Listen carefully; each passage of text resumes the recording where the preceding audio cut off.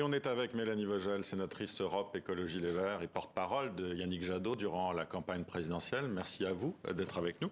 Merci. Mélanie Vogel, d'abord, comment expliquez-vous que les questions environnementales aient si peu compté dans cette campagne alors que les enjeux et les défis climatiques actuels sont extrêmement importants ?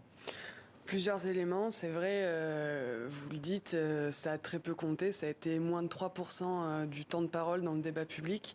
Ça crée un cercle vicieux, moins on parle de climat, moins ça met la pression sur les responsables politiques pour avancer leurs propositions sur le sujet. Je crois qu'on a aussi souffert de l'absence d'un groupe écologiste à l'Assemblée nationale pendant 5 ans. On a passé un quinquennat sans représentation à l'Assemblée nationale des écologistes qui nous a évidemment empêché de peser davantage dans le débat public. Et enfin, je pense qu'il y a eu une stratégie aussi de la part du gouvernement et d'Emmanuel Macron de peu parler de climat parce que c'est évidemment une part sombre de son bilan. Et la Convention citoyenne s'est soldée par un échec, un semi-échec.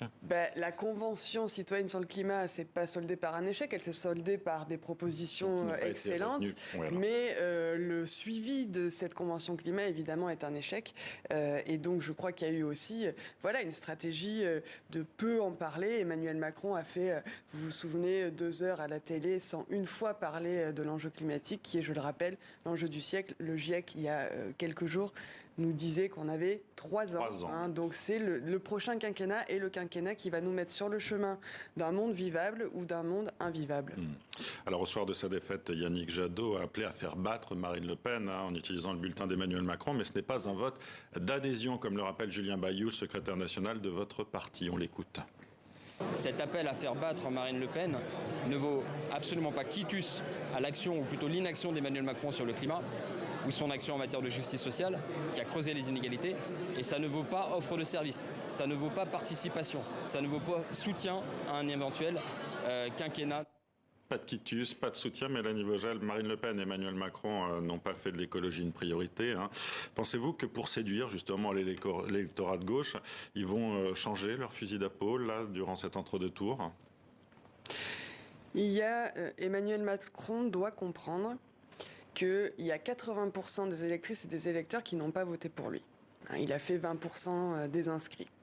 Il sort d'un quinquennat de casse sociale, de désinvestissement dans les services publics et d'inaction climatique. Les électeurs et les électrices qui ont voté pour les écologistes, qui ont voté pour Jean-Luc Mélenchon, qui ont voté pour... un programme très vert, on le rappelle. Veulent que la France agisse pour le climat.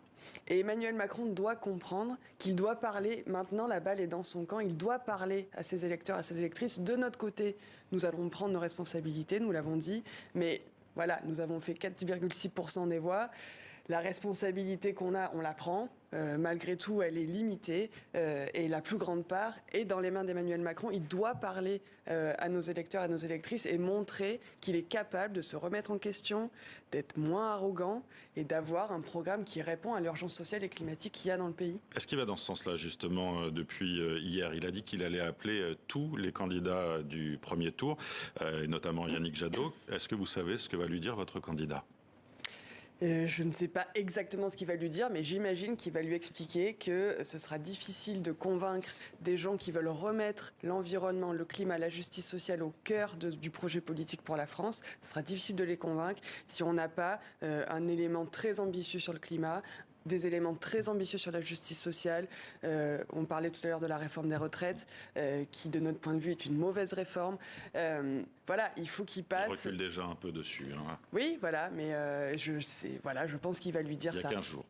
On a l'habitude de dire que le 3e tour de la présidentielle, ce sont les législatives. Oui. Va-t-il y avoir des candidatures communes à gauche entre Europe Écologie Les Verts, les Insoumis ou le PS ou d'autres formations à gauche, comme c'était réclamé d'ailleurs par les électeurs pour ce premier tour de la présidentielle ?